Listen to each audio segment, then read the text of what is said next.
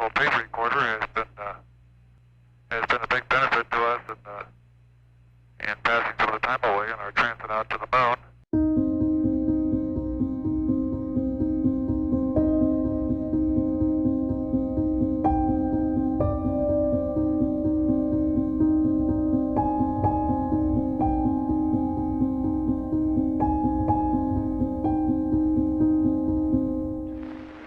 The crew of Apollo 13, wishing everybody there a nice evening, and we're just about ready to close out our inspection of Aquarius and get back for a pleasant evening at Odyssey. Good night. It was plagued by bad omens and bad luck from the very beginning. 13, we've got one more item for you when you get a chance. We'd like it to stir up your cryo tanks. It never really converged to the point where you felt you really had total control of what was going on. Okay, stand by. About the time you'd turn the corner, something new'd show up. Okay, we've had a problem here. By the time we came on duty, we were well aware that we had a big problem on our hands. Can say again, please? It was life-threatening. Houston, we've had a problem. It was not about landing on the moon in the right place. It was about survival. Main beam, most wonderful. Stand by, 13, we're looking at it.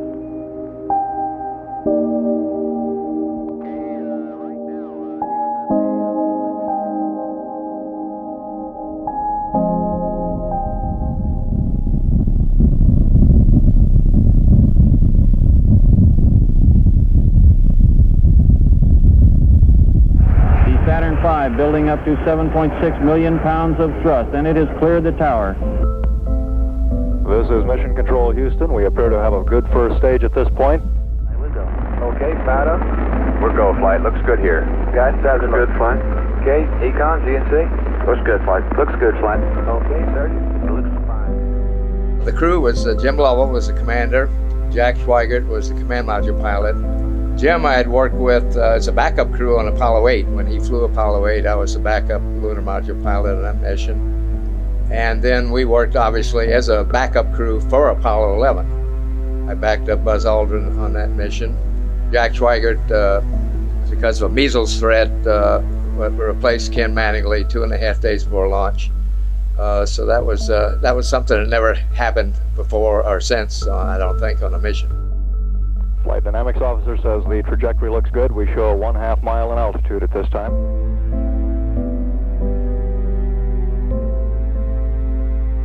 We had 4 teams in mission control. We did this from a standpoint of easing the shifting schedule, being able to train for very specialized events during the course of the mission. And then one of us always designated as sort of a lead. And basically the objective of the lead was to address any crises that come up to get your team off the console, and the remaining 3 teams would continue 24/7 support for the mission, as well as picking up a lot of the actions related to the getting the crew back home. I happened to be on console at that time, and we're just right at the very end of our shift. We're preparing for crew sleep period. And one of the last things you do is take a look at the cryogenics and see if you need to stir them up, make them uniform. So you got equalized pressures going into life support system, the fuel cells. We've got one more item for you when you get a chance. We'd like it to stir up your cryo tanks. In addition, I have a shaft and trunnion. Okay. For a look at the Comet Bennett if you need it.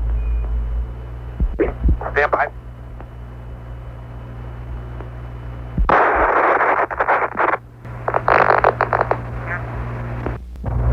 Hey, Houston, we've had a problem here. Can say again, please? Houston, we've had a problem. Glenn was coming on with his team at that time, reading the log, preparing for handover. By the time we got to handover, we knew full well that we had to take care of this thing in terms of an emergency. We were handling something that we knew was out of control. And in this case, every team that came on was dealing with a major set of problems. I assume you've called in your backup ECOMs? Flight, say again? Have you called in your backup ECOMs now? See if we can get some more brain power in this thing? We got one here. Roger.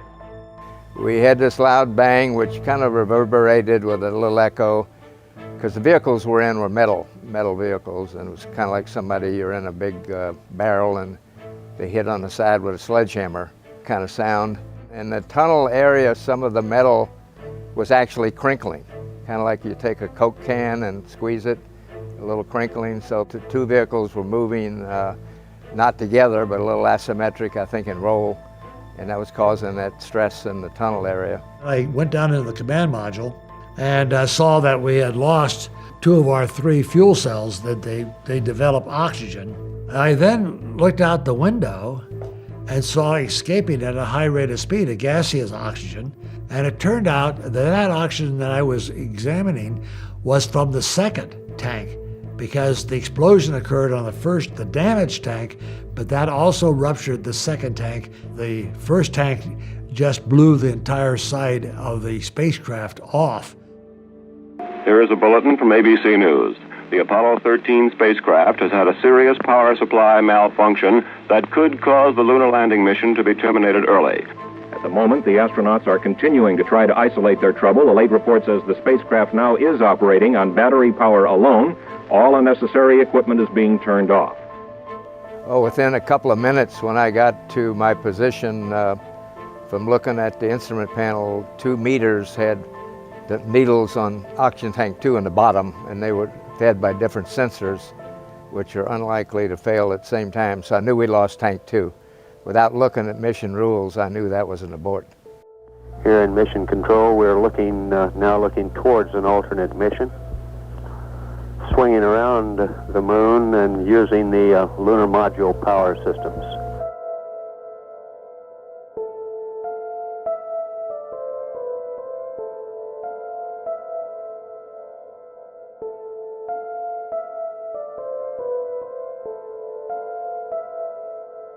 Although we spent lots and lots of time thinking through all the mission rules, when it really happens, like in this case, we didn't have to open any books to tell us what we had to deal with. Tell me you from Flight. Go ahead, Flight. I want you to get some guys figuring out minimum power in the LEM to sustain life. Since the cryo-oxygen tank blew up, it ruptured the other lines, and we lost all oxygen supply to the fuel cells and the crew module. And the crew module was dying real quickly from lack of power other than the battery, and we didn't want to use the battery because we needed that for entry. This is Apollo Control at 57 hours 46 minutes ground elapsed time. The black team of flight controllers is now on station in Mission Control Center looking at possible alternate missions, as we have an apparent serious oxygen leak in the cryogenic oxygen in the service module. And now in the process of powering down the command module. Less than 15 minutes remaining of electrical power to the CSM. The biggest things we had to do in the dying moments of the electrical system in the command module was to transfer the guidance system from the command module to the lunar module.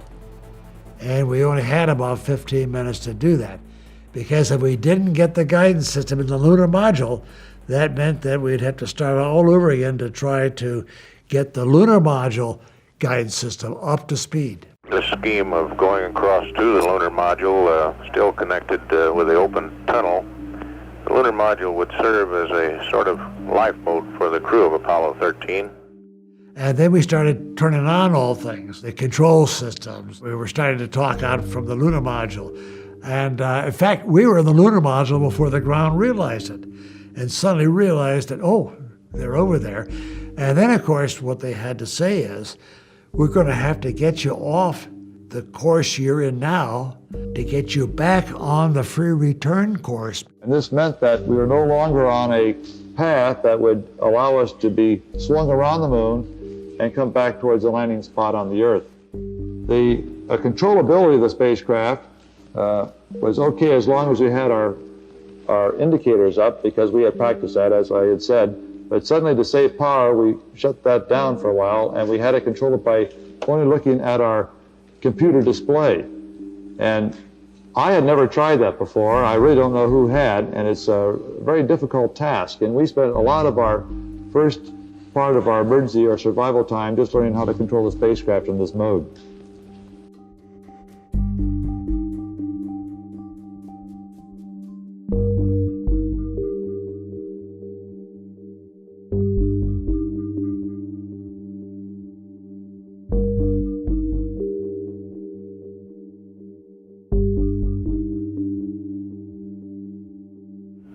The Paracynthian near the moon, they would use the descent propulsion system of the lunar module for trans-Earth injection burn at about 79 hours 30 minutes ground elapsed time.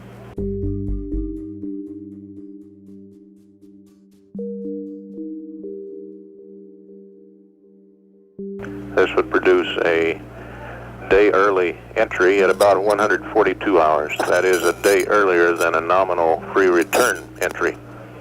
We're continuing to monitor the situation and still live on air ground.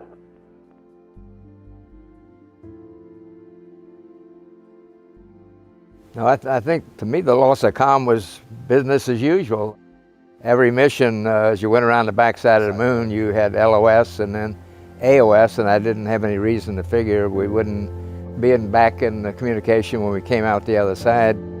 I spent good part of the time with Jack Schweigert primarily. Jim wasn't that interested. He'd been to the moon and seen it. We shot a lot of pictures. We had 2 cameras out and we were shooting pictures like crazy, like tourists.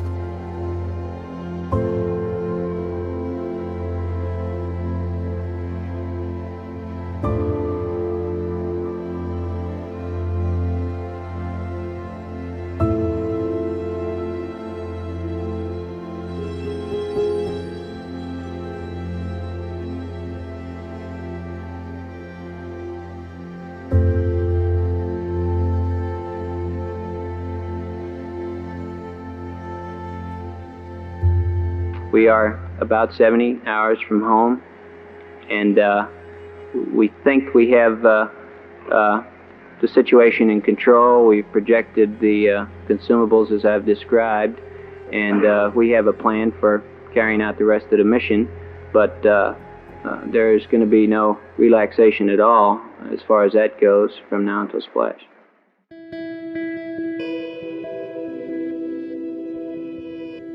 Our first maneuver was to get us back on free return. The second one was to get us home early. The nominal flight time back home was 155 hours if we had done nothing else. But because consumables were critical, and the ground was calculating consumables, and Fred was also doing the back of the envelope type calculation, which he figured if we were lucky we had about 1 hour spare consumables left before we landed. We had decided, or the ground had decided, to burn at about 2 hours past the moon, at about 79 hours, a maneuver to shorten the time to get home again. Plus X, Raj. We have ignition, Raj. 13%. Ground confirms ignition. 40%. Raj, 40%. Let's get it 40. Houston copies.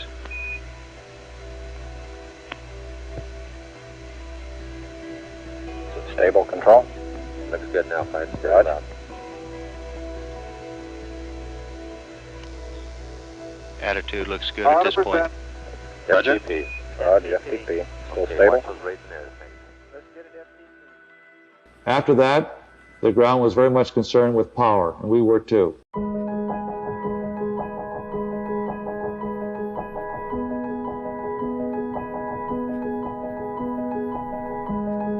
Command module just slowly kept going down in temperature until I think just prior to reentry, it was down to about 38 degrees.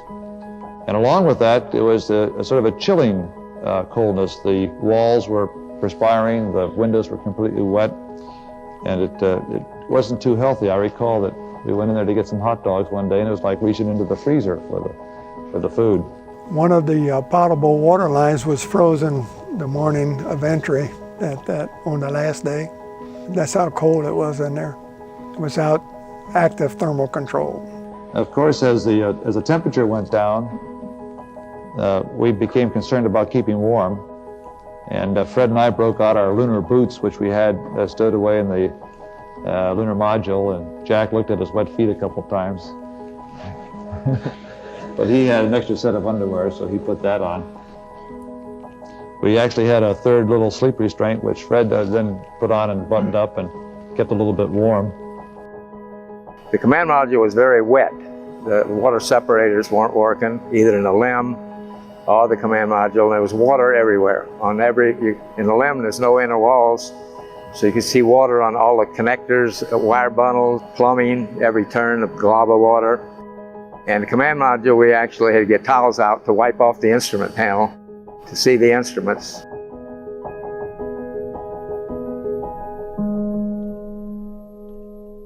The carbon dioxide canister was filling up quite rapidly, and we had to figure out a way of using the canisters in the command module and place them in the lunar module systems. And the ground read us up a procedure in order to adapt some of the command module canisters for use in the LEM. And as they read this thing up, Jim and I constructed one of these things. At this point in time, I think the partial pressure of carbon dioxide was reading about 15 millimeters.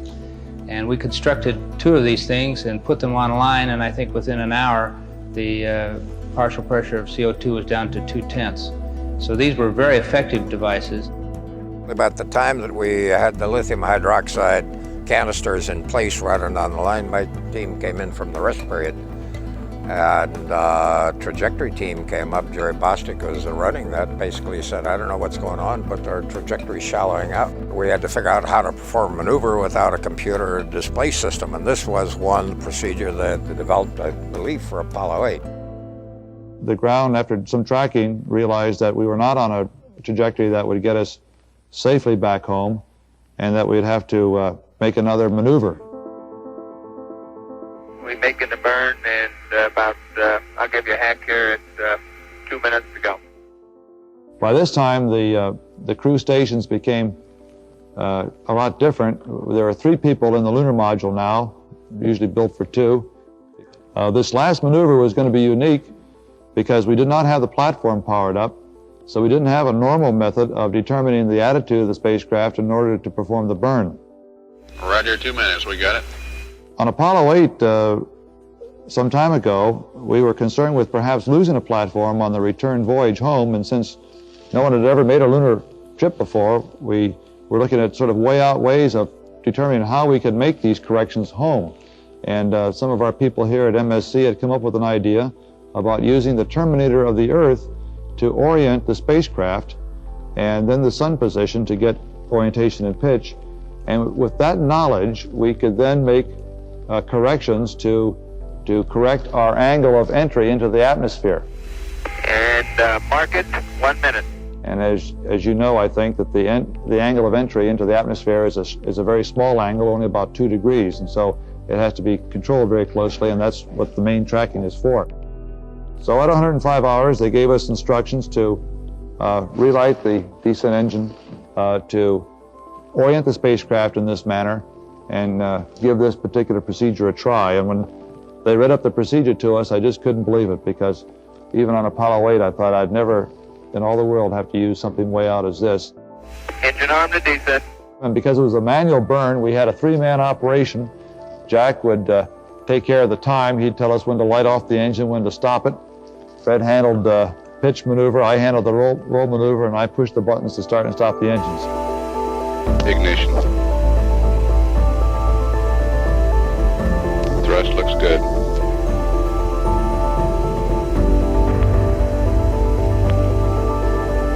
Shut down. 470.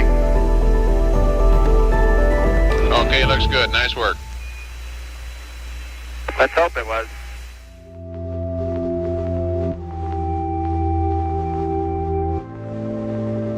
Everything got stacked up to the end. We had a dead mothership. Another big challenge for the ground was to build the procedure in about 3.5 days, how to power it up. We had no procedure to power it up. It had never intended to be ever shut down. And that was a pretty monumental task for a lot of people on the ground.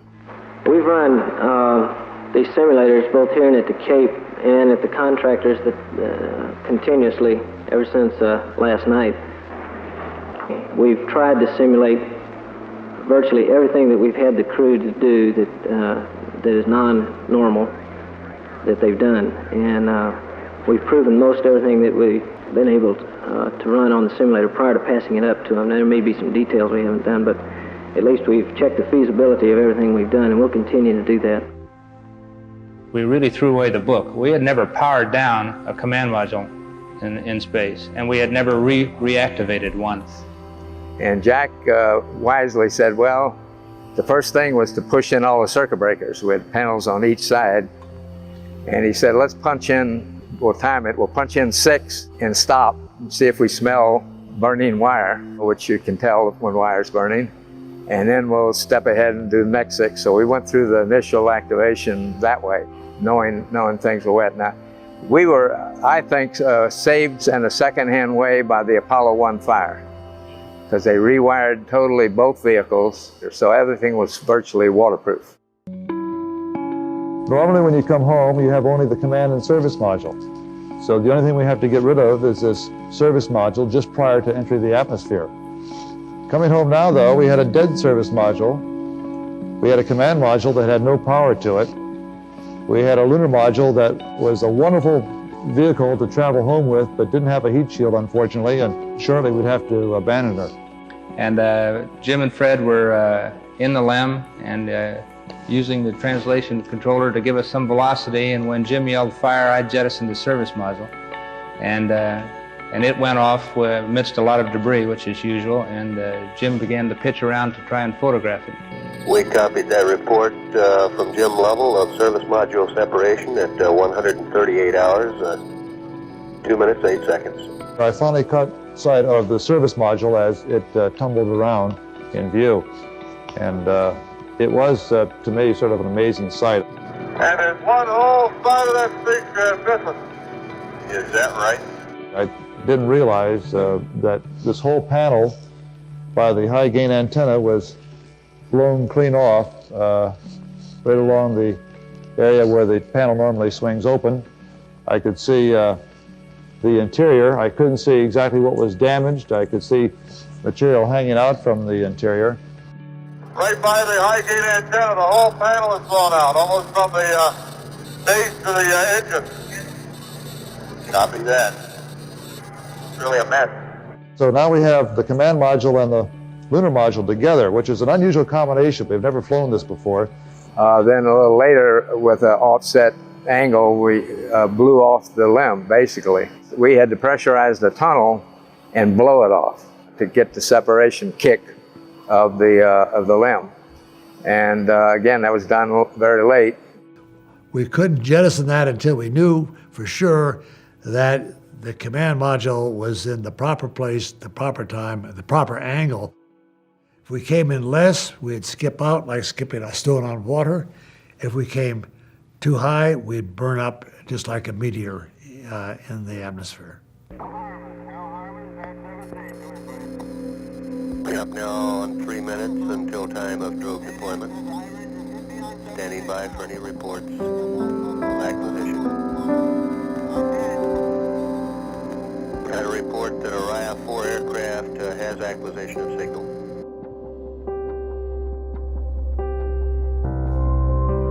Odyssey, Houston, standing by, over.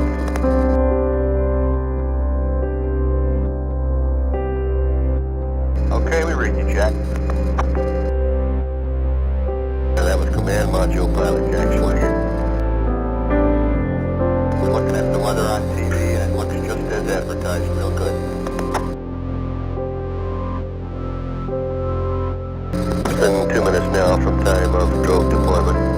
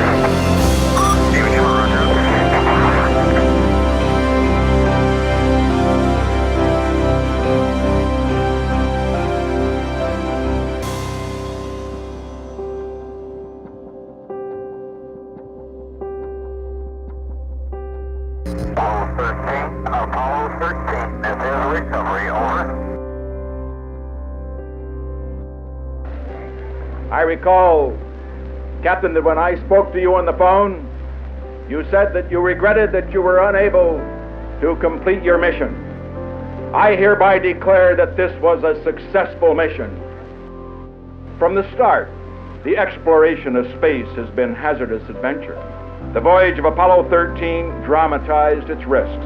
The men of Apollo 13, by their poise and skill under the most intense kind of pressure, epitomized the character that accepts danger and surmounts it. Once we were into entry, which was incidentally done fully automated, it was pretty much the normal entry all the way down, and all 3 chutes came out. And kind of miraculously, since we had abused the vehicle, the mothership, by freezing it for 4 days, the water tanks were frozen when they recovered it on board the ship.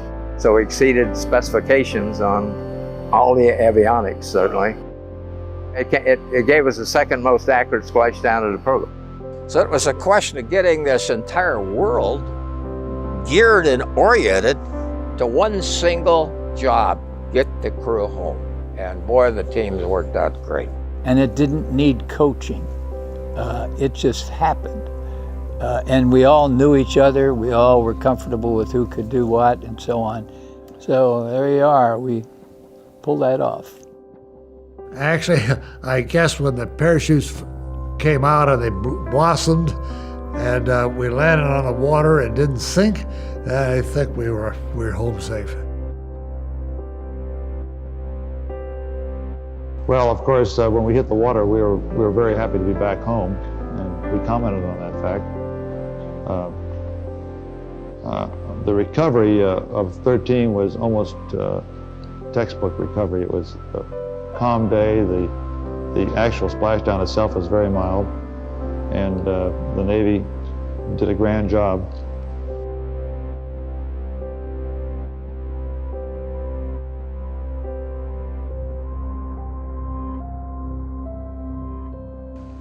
If anything, has increased my confidence in the ability of this nation's space program to take an unusual situation and react to it and come out with a successful conclusion. I consider recovery of the crew a successful conclusion. But I have nothing but the utmost admiration for the people on the ground who worked tireless hours to get us back.